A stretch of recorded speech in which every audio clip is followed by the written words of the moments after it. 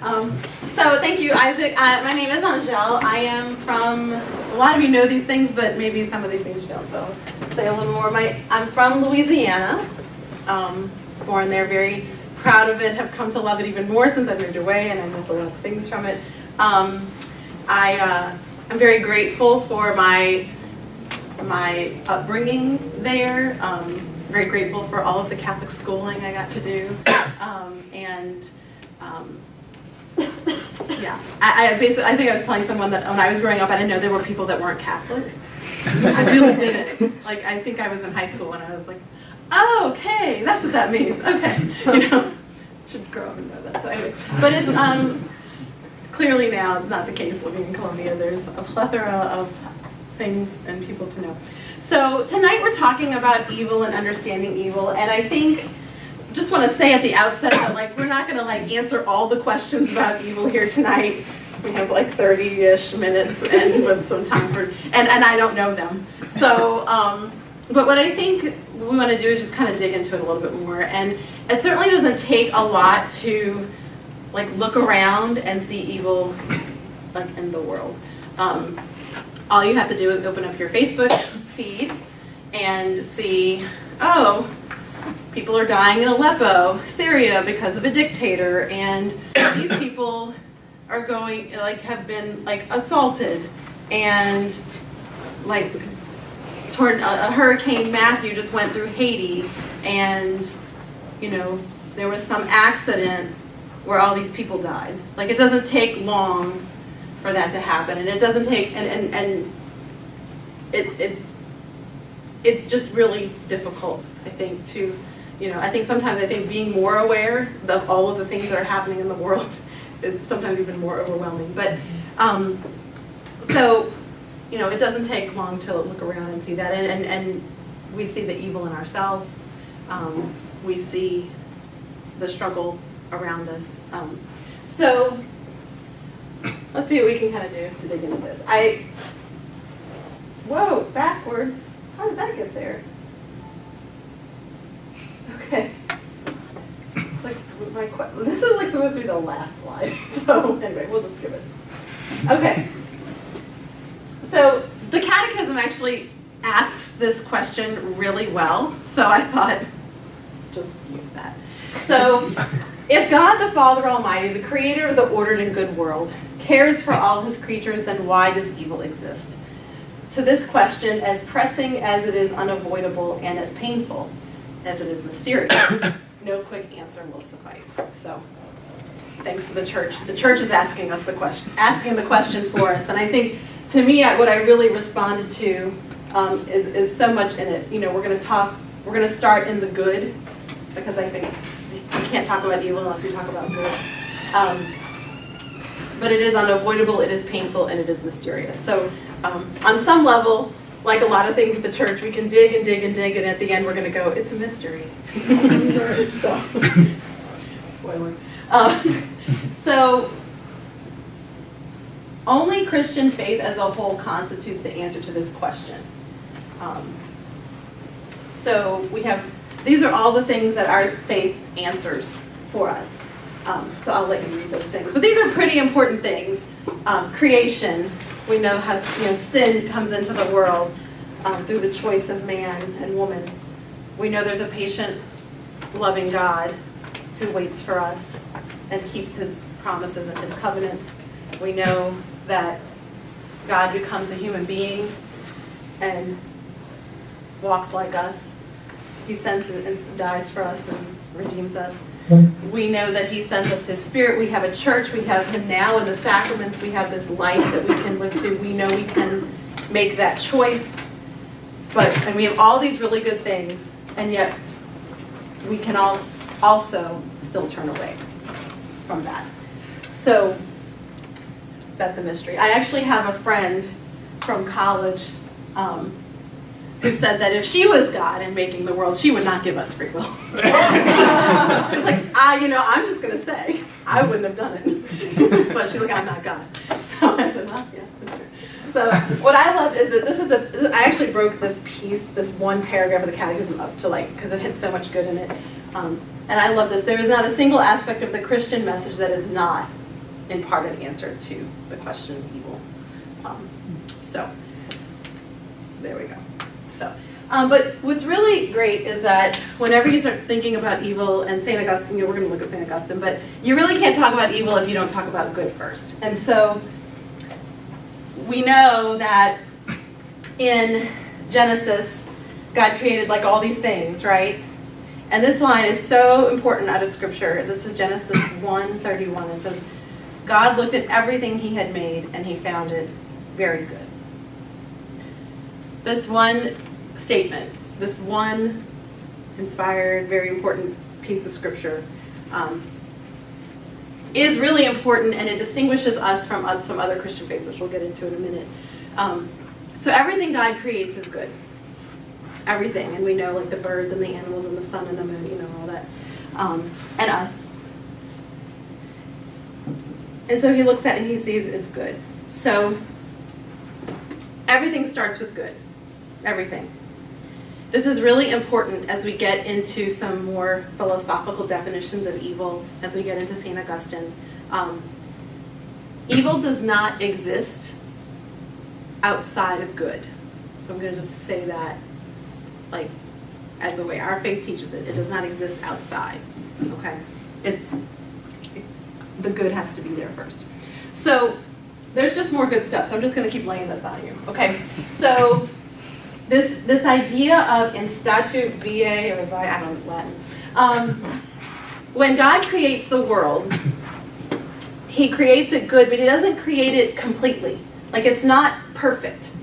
It's not like, here it is, my crowning jewel, I am done, I'm going to bed. I mean, he did for like a day. But, like, I'm done. No, he creates it, and it's in this state of journeying, which is what that in statu viae is. In a state of journeying towards perfection. And because God is God and we are not, he also creates us and says, hey, you're a part of this creation. You're going to be cooperators and co-workers with me in this creation until it reaches perfection at the end of time. So that's kind of a big deal. And when we think of like divine providence is the way that God's plans guide us throughout time on this journeying towards that end. Okay? So that we are in a state of journeying together. Some other things that are important in this creating and this creation journeying together. So he gives us quite a lot of things in this creation. God gives us, this is again like my friend Alexis would say, why do you do that? But he gives us the dignity of acting on our own. He wants us to have those choices to in our lives. So, free will. But he gives us that dignity, like we get to be a part of that. We can be a cause, we can be a work. God can use us to work and cause things for one another. In very good ways. We could all sit here and think of people who have helped us in our lives and helped to bring that little piece of the kingdom of God alive for us right in our own lives. Okay, so we can be a part of that. He allows us to do that for one another. We are cooperators in that accomplishment of the end. Okay, he entrusts us with the earth. This is all out of creation. These stories, and he enables us to be intelligent and free causes. So, yes, if we have free will and we have these ability to act with dignity and do all these things on our own, then, yes, we can mess it up, which is where evil's going to come in. But we also have this great potential to do many good and great things, right? Which is why he gives us that freedom to choose the good. And when you think about a loving father or parent who sees his children, and says, just look at what they can do. Look at all the good they can do. It's like he doesn't want to take that away from us because he knows we could also mess it up. So this is this is an important part. So why is this a big deal? Wait. Let's see, where's my big deal? Okay.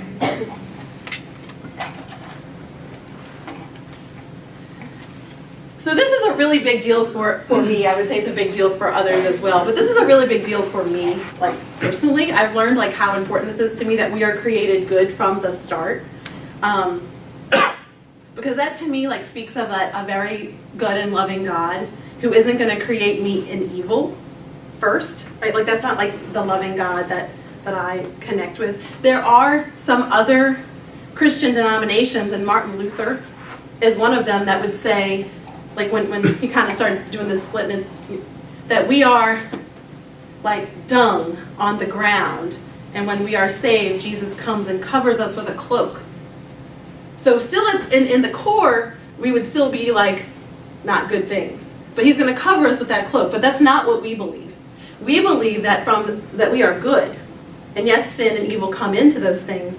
But I used to explain it to my classes as like, it's kind of like when you get mono, right? You get mono. I mean, I've not had mono. Anybody here had mono? Yeah, okay. So you were healthy, right? And then you got mono. And then you got better. But you still had, like, mono like can really impact people for a long time, right? Even when you're better. Isn't that right? Somebody correct me if I'm wrong. Okay. You're still weakened from that illness. And that's what sin does to us. We're still good, but we have sin. Sin weakens us, like that original sin weakens us. And so when we were baptized and washed clean, thank you, Jesus, but we're still weakened. But that doesn't mean that we were not, at the core, very good. I just like that, like so much better. like besides liking it better, I'm glad our church teaches it. So, and it really has a lot to do with how we see a lot of things, okay? And we're going to see, like, you know, in creation there was original holiness. Like there was original sin, but there was also, before that, original holiness, original justice. Like things were in right ordered, okay? And so they were good, and now they're not. But we have that chance to get back, and there's that hope. And just like with you and me, in all the ways that we might mess up, there's still that goodness that we know that there's that chance, right? Like there's that chance that we could be with God. Like there's that chance, you know, we have that God of second chances because there's still that good in us.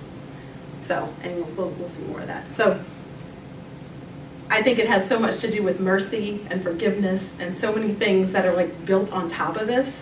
Anyway, so I think it's huge. Okay, so now let's talk about evil. All right, so that's the big deal. We're good at the core. Let's talk about evil. Okay, before we can talk about our church's stuff with evil, we got to talk about this dude, Plato, Greek philosopher. He like wrote stuff down from Socrates and stuff. But he was really big into this, big into the forms. So he believed, you know, like, who knows, like the allegory of the cave, you like philosophical people. Okay, so it's like you're in the cave and you're seeing the shadows and you think that's all there is, right? But there's really like this world beyond that you can't see, and if you just like, I don't know, would get up and go turn around and look at it. But what you're seeing are the shadows. You're seeing the incomplete, imperfect parts of those forms. But so Plato believed that there was like the perfect chair, or like my husband would say, like there's the perfect cup of coffee. He would. So, you know, the perfect, you know, like the perfect whatever. So like whenever you think of courage, you know, true wholehearted living, like that virtue, the best way, you know, would be like the form, you know, the ideal. So, and Plato said that evil does not exist in itself, but as an imperfection of the real. So for him, there was the, you know, the real, when the people were seeing the shadows. It was the imperfect parts of that.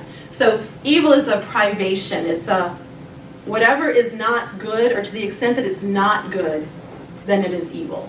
So health is something that we all value, right? So I do. So, but like I'll pick on Yvonne. Yvonne's been sick since awakening. Poor Yvonne. So, to the extent that like she has been kind of in a weakened state, and so she is not like, I mean, she's not like, you know, nothing bad's happening, but she's coughing all the time, poor thing. So that's like a less than perfect. I'm sure she would agree. So like that's kind of an example of how evil would be like that imperfection of that. So that's Plato. That's important because our buddy St. Augustine was a student of Plato, and before he had his conversion, he was a follower of Platonic ideas, and he was a Manichae, which was like light and darkness, all this stuff. So he was big into Plato's ideas. He was very influenced by them, and so we're going to see, like, St. Augustine is the first person that really articulated this for the church. He was like 300 to 400 years after Christ. So he's the first one that articulates this. So this is why it's important that he was a student. So you know kind of where it came from, but it also connects into like creation, like starting with the good. So how are we doing? I'm hitting you with a bunch of like this heady stuff, and then we're gonna kind of break it down a little more. So this is how our church actually also sees evil, as a privation. Like I put together sort of this like little kind of chart deal. So all things are created good. So things that are incorruptible, like we've heard of incorruptible saints, right? Like when they die, like they don't decay, like they're just happy forever in their bodies. So vision of the glorified body later on. All things are good, like they're incorruptible, meaning they're not decaying. Like something that's incorruptible, like it stays that good. And if it's incorruptible, it's a supreme good. So if you have no evil in something, if you have nothing lacking, it just becomes better. It's just better and better, right? It's just more good. More good. So you have good, 100% good, just good. Okay, all right. And so like God is like, a supreme good, Although he didn't create himself, Anyway, finite goods.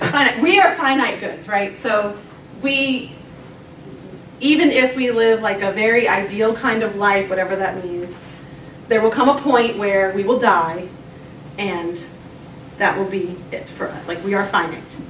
So we other things, not just people, but we may be corrupted in a sense. Like there might be evil to it. I mean, we can even say like some natural causes can be corrupted to the extent that they harmonize with things that are going on earth, or they don't. So they may be corrupted. And if something, this is kind of a thing, if something is deprived of all good, it ceases to be. Evil has no substance apart from good. Corruption cannot consume the good without consuming the thing itself. So because what God creates is good, as long as there's something existing, there's something good in it. Because if evil completely, like if it's completely gone, then it will cease to be. So there's no evil that sort of exists like outside of things. Okay? I know that's kind of like it's even hard for me to wrap my mind around, but it's more of like a lack of things. How are we doing? So, okay. And this came from his evil as a privation. Privation means like a less, or like a depriving of something. Why does it matter? Why does it matter that like St. Augustine said this, and evil is a lack. So whenever there's a lack of good, there's evil. When I'm trying to think. When I was in college, I think I was in college. Anyway, my mom used to be the financial secretary at the church parish where I work now. She's the financial secretary at the school in the same parish, just moved buildings. And I would go see her, and she had this, not this exact thing, but she had this like a bookmark with this on it. And it said, it was, "Do not be overcome by evil, but overcome evil with good." And she just sort of had it on her desk, like right on the wall where she could see it all the time. And I asked her about it once, and she said, well, there's just a lot of things that can happen in a church office, and you just want to try to like be putting good out there and, not responding to it, but like kind of taking it in and then trying to put good back out there. And that was a really revolutionary idea at the time of Jesus. Like for us now, we know about Jesus, we know about his teachings, so we know, mercy and the great commandment and love and all this stuff. But that was not the case at the time of Jesus. Like at the time of Jesus, that means the Romans, strength, power, self-control. You're trying to live those virtues, like everything you control. Like I want to be wise, good decisions, like just, sort of all from this position of strength. But Jesus comes and sort of, really turns that. And like, I know for a lot of us, we're like, okay, yeah, like we're pretty, but that was so not what it was at the time. I love this, only love stops hate, change our world, love your enemies. So what does Jesus do at the time, and then even today, this is countercultural, even though we're like familiar with it. So it puts everything on on grace, so like dependence on God, like trust in God, as opposed to like trust in yourself. Our Father is a loving Father, not like a, even the Jews at the time were like, you got to follow the law, you got to do these things because that's how you love God, is by following the law. But loving your enemies was like not, that's still pretty radical today. Acting it out is still pretty radical. Being willing to die because of this, because of Jesus, faith, mercy. Mercy is getting what you don't deserve. When they were justice, you get what you deserve. But mercy is very new. Forgiving,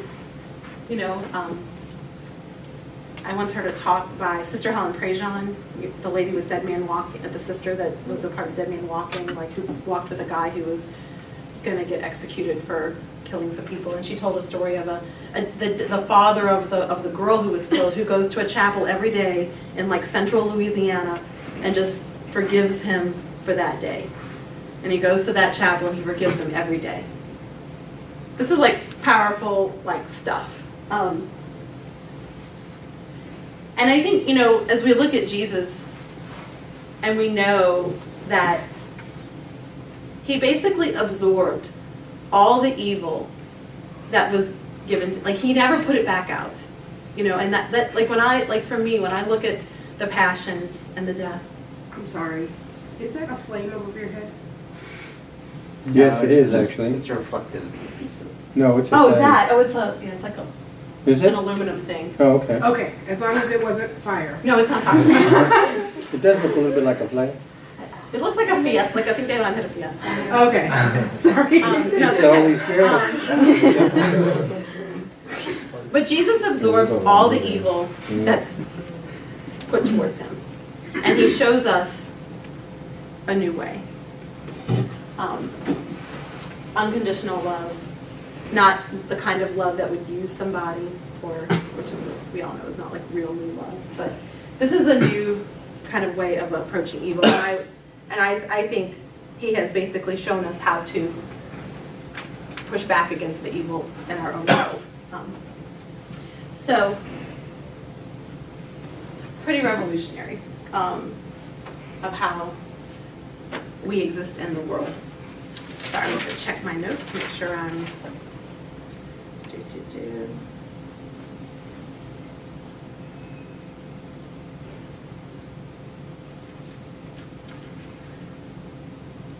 Okay, before I get into that, the only other thing is that it talks about how as long, like you can have good soil and have thorns and vines come out of both. Like just kind of like the wheat and the chaff, And so you can have good soil and have both come out, okay? So, but there's still a part of that connected to that good soil, so there's always like that chance, that maybe they can do something else. Anyway, that's the kind of the thing with him. But anyway, so why does this matter? Okay, we're going to talk about some things of evil. This is Job. I looked at Google Job. These are his friends. So when evil comes, when we confront evil in the world, we can respond like Job, or we can respond like his friends. And I don't know how many people know the story of Job, but Job basically had all these like terrible things happen to him because it was sort of like a test. You know, will he still praise God? Will he still trust God even if like his family's taken from him, his crops, his everything good? And when all of these terrible things were happening, he was clearly upset. But his friends kept trying to say, well, maybe it was this, or maybe it was this. And they were kind of talking about God, but not to God. And they wanted to put God in a bunch of categories and say, well, maybe this is why it's like this. And Job basically like said, no, I'm just going to talk to him. I'm just going to talk to God. And Job, like, I mean, there are parts in Job where he's like almost like shaking his fist at God, like, why? Why, God? Why? Okay? So we can talk to him and be mad, and you're allowed to be mad. Or we can talk about him and try to put him into categories and make it like all comfortable. And so when we confront like the evil in our world, like whether it's within or, you know, these are sort of, I think, our choices. I love this because I think that's like part of how we can deal with it. So there's a couple different types of evil. And you may not have heard like names for them, but you know them, even if you don't know names for them. And I think this is really helpful. This was really helpful for me when I learned it because it started to make some sense of it. And this goes back to that journeying, creation in a state of journeying, which is, I think, really important. So this is talking about physical evil. So this is the type of physical evil where we don't know why there are tornadoes and hurricanes and tsunamis and why there's disease and why these things happen. We don't. We can be like, well, the weather patterns did this and there was this El Nino thing and whatever. We can maybe explain but when it comes to like, God, why did hundreds of people die in Haiti? Why? Why is there a famine, you know, in some country and people are dying of starvation? Why? Why, God? And in a lot of ways, we kind of get the Job answer, which is like, I am God. Like, you are not. Trust me, but I care about you. And really, this kind of goes with the state of journeying. Like, God allows there to be constructive forces in creation and destructive forces. He allows some things to appear and others to disappear. He allows the more perfect to occur alongside the less perfect. Okay? And I'm not talking about like I know like I will claim that I am a recovering perfectionist.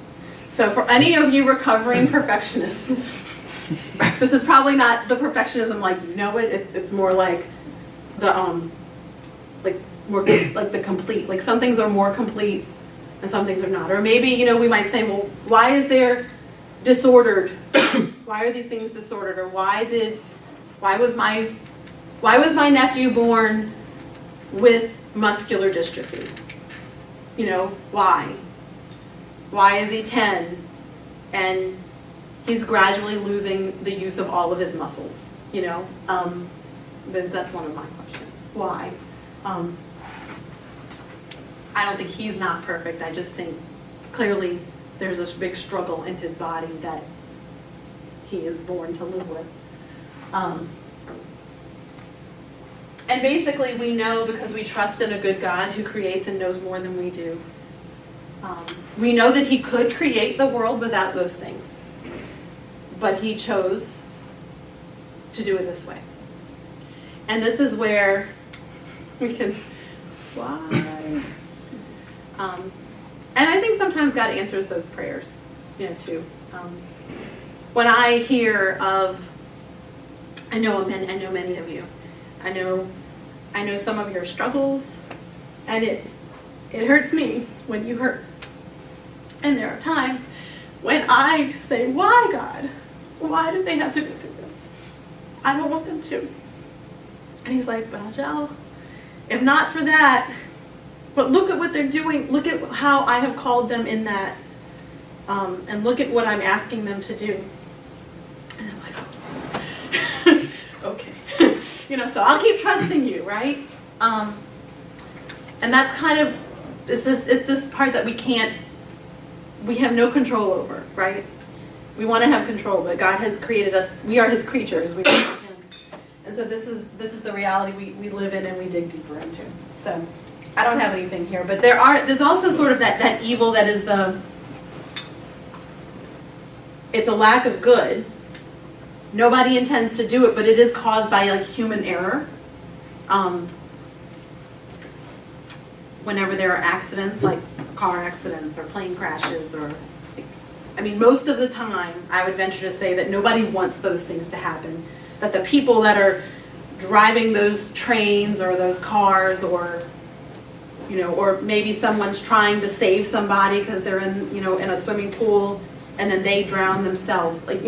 Nobody's trying to do, but it happens, and it's difficult, and the impacts are deep, and they can go for a long time. When I was 7, I lived in New Orleans until I was 30, but when I was 7, my parents' best friends had a plane go through their house and killed like everyone but the dad because he had left 10 minutes earlier. And I see the scars and the suffering that has lasted and lasted and lasted. There's been a lot of good that's come from it, and we're going to talk about that, how God takes that and brings good out of it. But those are, like, even when they're accidents, the suffering is still very real, and it's still a lack of good. If evil is not the good, I can say that's not good, right? And I'll talk, when I talk about how God brings good out of that, I'll tell you some things that are good about that, but how God's brought some good out of that. Of course, we don't ever want those things to happen. Like, we don't say, I want this thing to happen, and if I could take it back, I would. If I could take Katrina back, I would. Hurricane Katrina. I did. But if I could take Hurricane Katrina back, I would. If we could take the flooding back from, insert any, thing there. And we know people. There have been some recent things with people even that come to school, that went to school here, that have had accidents. And the suffering that just ripples out. We have to deal with that. And I think that's where God says, just talk to me. Just talk to me. And then there's the moral evil. And I think physical evil has its own struggles. I think we have our own, we have some very legitimate struggles with physical evil and those accidents and those intended things. But we also have real struggles with this. The evil that, the choices that people make freely. This definition of sin is one of my favorites because it's so connected to evil, like the definition of evil. I think it connects very well. When we sin, we miss the mark. So if the good is the mark, when we sin, we miss it, like a dartboard, The choice of Adam and Eve to say, I want to know what God knows. I want to be, I'm not going to trust God. I want to know what God knows. I think we can all look at our lives and go oh yeah, I've done that. I've definitely thought how many times I know better, God. It's not good. It's no, you don't. We struggle with our own sin. I think there's the evil around us, and then we struggle with our own sins. And so when we see how difficult it is to work with our own stuff, we can see how difficult it is to work with everything in the world. We struggle with the individual sins of others. So, when we scroll through that Facebook feed, there are times when I read stuff and I'm going, why do people even do, why would they, I can't even speak. What would put someone in a frame of mind where they would ever think that this is okay, And yet, it's there. And maybe it's come really close to your life, and maybe it's more of something you've experienced through others, but how? Why? Anything with, children or with And you just see like it's just, it's such a struggle. We struggle with the collective sins of others, with the evil that it's very hard. There's some structures in our world that are very difficult to like get out of. We all swim in a consumerist culture that makes it difficult to buy clothes that we can be certain are made by people who are getting at least a decent wage for their work. We swim in that. I remember once I went to Mexico for a mission trip and I came back and I went to Walmart to try to find a shirt made by like a country that had a decent living wage for people, and I was like, okay. It was very eye-opening.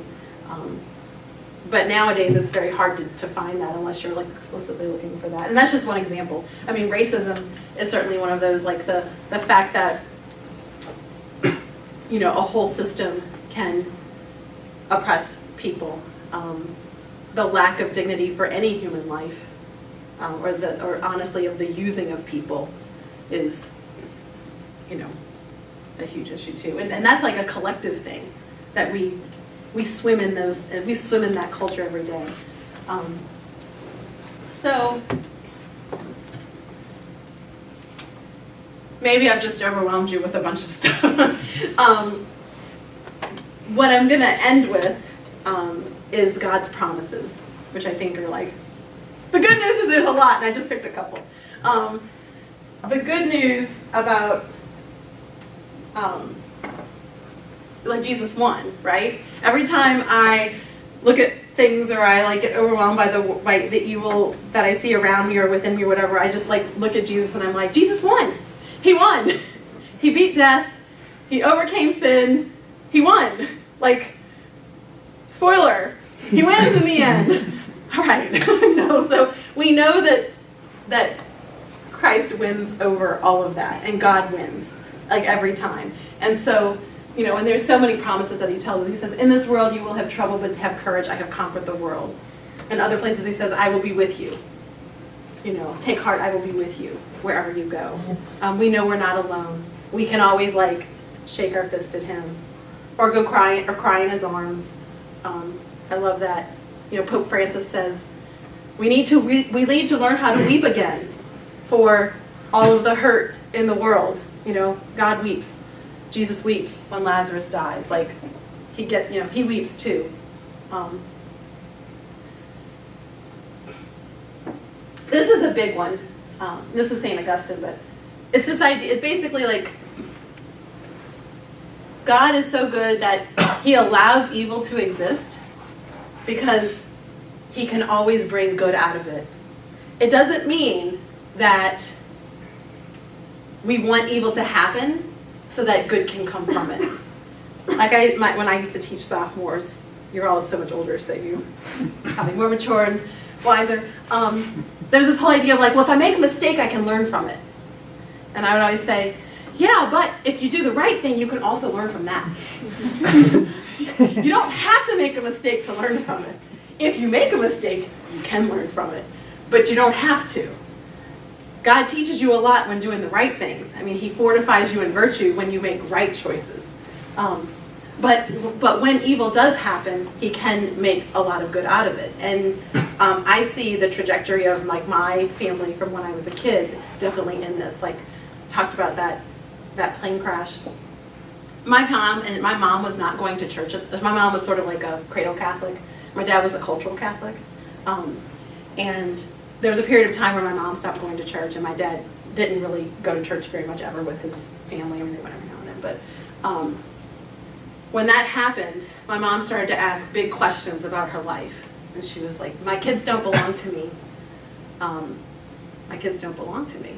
Like, they can be taken at any, like they're not mine. Like, I don't own them. And she started to think, well, maybe I need to go back to church.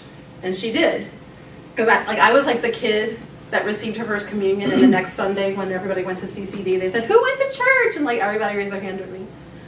Like, because they didn't take me. my mom started taking us to church, like me and like my 3 siblings. Like I was the oldest and my brother was, if I was like 7 or 8, my brother was like less than 1. So my mom traipsing 4 kids by herself to church, and she did that, and it was hard. And even a priest at the time said, "For those of you who don't know, we have a cry room." Like I can still see him to this day saying it. My mom was like, but slowly, God worked. That was like the beginning for us. Long story short, basically my dad started going back to church when I was 10 because my sister Mandy said, Daddy, why do I have to go to church and you don't have to? My dad, I love him, he's such a sucker for like being an example for his kids. He was like, oh, okay. So then he started, and we were like there when he went to confession for the first time, and we were like, been there a long time. I still remember that. But that set my family on a trajectory of like becoming closer and more involved in the church. And for me, that was a really big example of like God changes things, like God does big things.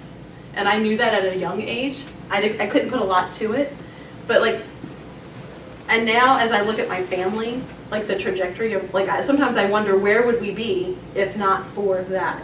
Not that I would ever want it to happen. Like I'd change it if I could. But where would we be? I don't know. But I know that we all are like involved in the, we all are involved in the church.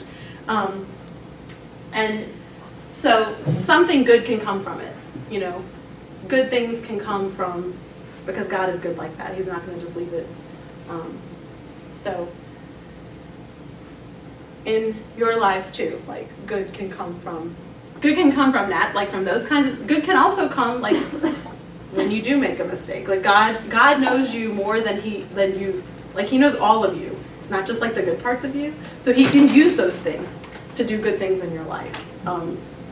I'm working here because God knew I was a procrastinator. If I would have been on top of things, I probably would have been teaching at Rockbridge. But he knew me and he's like, she's a procrastinator. So I still have time to get her. I always say, like, he knows me. Here's some more promises. All the Beatitudes. Blessed are they that suffer persecution for justice' sake, for theirs is the kingdom. There's a lot more too, but basically, when you hunger, like all those Beatitudes of promises. And this is like,